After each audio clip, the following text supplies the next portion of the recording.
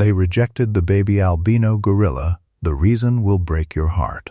The humid, oppressive air of the equatorial rainforest clung to everything like a damp shroud, carrying with it the heavy, metallic scent of ozone and the sweet, cloying aroma of rotting jackfruit. Deep within the emerald shadows of the sanctuary, a silence had fallen, not the peaceful hush of a sleeping jungle, but a jagged, vibrating tension that seemed to pulse from the very earth. At the center of this stillness stood Naya, a seasoned matriarch gorilla whose fur was the color of midnight and charred oak. Her breath came in ragged, visible plumes in the cooling evening air, her amber eyes wide and clouded with an unreadable terror. At her feet, nestled in a bed of crushed ferns that smelled of bruised earth and ancient moss, lay a miracle that had become a curse. The infant was a startling, ghostly white, his fur as pale as a mountain mist, his skin the delicate, translucent pink of a seashell. He was a rare albino, a flicker of light in the dark heart of the forest. But Nia, whose maternal instincts had always been as fierce as a summer storm, did not reach for him. Instead, she backed away, her knuckles digging into the soft loam, her lips pulled back in a silent, agonizing grimace. She looked at her child not with love, but with a profound, soul-crushing grief, as if she were looking at a ghost. The keepers, watching through the reinforced glass of the observation deck, felt the acidic sting of cold sweat. They saw the tiny infant reach out a pale, trembling hand, his fingers brushing against the coarse black hair of his mother's leg, only for Nia to recoil as if burned. To the casual observer, it was an act of cold-blooded rejection, a betrayal of the most sacred bond in nature.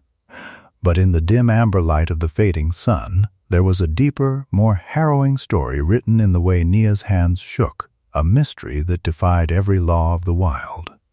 Before we delve deeper into the heart of this mystery and uncover the truth behind Naya's heartbreaking choice, we want to take a moment to welcome you to our community. If stories of the profound and often hidden bonds between animals and humans resonate with you, please consider hitting the like button and subscribing to our channel. It helps us continue to bring these voices to light. We would love to hear from you in the comments below. Tell us where in the world you are watching from right now and what time it is in your corner of the globe. Every comment helps us build a bridge between our world and theirs. The sanctuary had always been a place of vibrant, chaotic life, nestled in a valley where the air was constantly filled with the screech of hornbills and the distant, rhythmic drumming of rain on broad teak leaves. Naya had been the undisputed soul of the troop for over a decade. She was known for her gentleness, often seen cradling the orphaned youngsters of other females, her scent, a mixture of warm musk and wild celery, acting as a beacon of safety for any creature in distress. The lead keeper, a man named Elias, who had spent 20 years reading the silent language of primates, had built a bond with Naya that transcended species. He knew the specific tilt of her head that signaled curiosity, and the low, guttural rumble of her throat that meant contentment. When Nia became pregnant, the sanctuary was filled with a sense of electric anticipation. The air felt lighter, charged with the golden glow of a new beginning. As the time for the birth approached, the weather turned unusually soft. The mornings were draped in a silver fog that tasted of clean water and pine needles. When the baby finally arrived in the pre-dawn hours, the sight of his snow-white fur against the dark straw of the nesting site felt like a celestial omen. Elias remembered the smell of the room that morning, the sharp, clean scent of birth fluids mingled with the earthy aroma of fresh hay. For the first few hours, Nia held him close, her dark fingers a stark contrast against his ivory skin. But as the sun climbed higher, casting long skeletal shadows across the enclosure, something shifted. The warmth in Nia's eyes vanished, replaced by a cold, glassy stare. She began to push him away, her movements jerky and uncoordinated, her breath hitching in a way that signaled a rising, uncontrollable panic. The days that followed were a descent into a clinical and emotional nightmare. The sanctuary staff, usually a chorus of optimistic voices, fell into a grim, hushed routine. The baby, whom they had named Casper, was fading. His cries were thin and reedy, like the sound of wind whistling through a cracked reed, and they echoed through the concrete corridors with a haunting persistence. He was hungry, cold, and terrified, yet every time the keepers tried to intervene, Nia would roar, a sound that felt like sandpaper against the soul, and drive them back, only to return to her corner and ignore the shivering white mite on the floor. The veterinary team worked in a state of frantic exhaustion, the air in their meetings thick with the smell of stale coffee and the clinical biting scent of antiseptic. They checked Casper for every known ailment, congenital defects, neurological tremors, respiratory infections, but physically, he appeared to be a healthy, albeit hungry, infant. The rejection made no sense. In the wild, albino animals are sometimes shunned due to their lack of camouflage, but Nia was a captive-born gorilla in a protected environment. She didn't know the fear of leopards or the burning glare of a sun that could blister pale skin. Her rejection was visceral, seemingly psychological, and utterly devastating. Elias watched through the monitors, his heart heavy with the scent of wood smoke and failure. He saw Nia grooming herself with a frantic, obsessive energy, tearing at her own fur until the skin underneath was raw and red, all while Casper lay mere inches away, his tiny chest heaving with the effort of survival.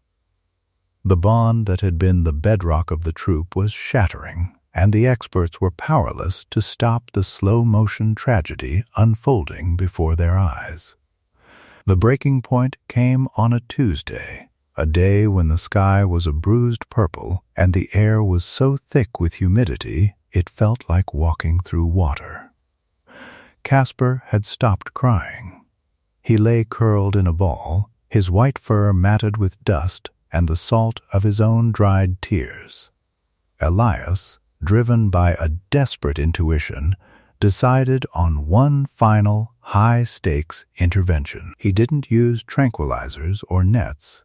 Instead, he entered the secondary holding area, carrying a piece of clothing he had worn for 3 days, saturated with his own scent and the familiar aroma of the sanctuary's fruit storage. He sat on the floor, barely breathing, letting the scent of the damp concrete and the distant hum of the ventilation system ground him. Nia approached the bars, her movements slow and heavy, her scent now bitter, like burnt rubber and old sweat, the unmistakable smell of chronic stress. As she leaned her massive head against the steel, Elias noticed something he had missed in the chaos of the previous week. He saw a subtle, rhythmic twitch in Nia's left ear, and the way her eyes didn't track his movement, but rather seemed to fixate on the space just behind his shoulder. He called in the sanctuary's senior neurologist, a woman who specialized in sensory processing. After hours of silent observation and a specialized, non-invasive acoustic test, the truth was revealed with the cold precision of a scalpel. Nia wasn't rejecting Casper because of his color. She was rejecting him because Casper was profoundly, 100% deaf. To a gorilla, a species that relies on a complex symphony of grunts, huffs, and subtle vocal vibrations to establish the mother-infant bond, Casper was a ghost. He didn't respond to her low-belch vocalizations of comfort. He didn't startle when she warned him of danger. In Nia's primitive, instinctual mind, her baby was empty. She wasn't being cruel. She was grieving a child she believed was already gone, a living statue that looked like a gorilla but didn't speak the language of the soul. The heartbreak wasn't in her lack of love, but in her terrifying realization that she couldn't reach him. The resolution began not with a medical cure, but with a bridge of touch. Understanding the why changed everything for the keepers. They realized that Naya needed to learn a new way to communicate, one that bypassed the ears and went straight to the skin and the heart. They began a process of sensory remapping. Elias would sit with Naya, using tactile cues, firm, rhythmic pulses on her shoulder whenever Casper moved or made a sound. They introduced a specialized vibrating vest for the infant, which would gently hum whenever Naya vocalized, allowing Casper to feel the sound of his mother's love. The first moment of reconnection happened during a soft afternoon rain, the kind that turns the world into a shimmering silver portrait. The air smelled of wet stone and blooming jasmine. Naya was sitting in her usual corner, her head bowed. Elias gently nudged Casper toward her using a long, soft brush, a familiar tool Naya associated with grooming. As Casper's small, warm body brushed against Naya's side, Elias applied a steady, calming pressure to Naya's back. For the first time in weeks, Naya didn't pull away. She felt the warmth of his skin, a heat that was vibrant and undeniable. She reached out, her massive, calloused hand trembling, and tucked her 2 fingers under Casper's chin. The infant, feeling the vibration of her touch, let out a tiny, contented sigh and leaned into her. In that moment, the air seemed to clear. The tension that had held the enclosure in a vice grip evaporated, replaced by the sound of 2 hearts finally finding a shared rhythm. They sat there for hours, their breathing slowly synchronizing, a steady rise and fall that echoed the ancient pulse of the forest. The scent of fear was replaced by the clean, milky smell of a nursing infant and the deep, musky satisfaction of a mother who had found her lost child.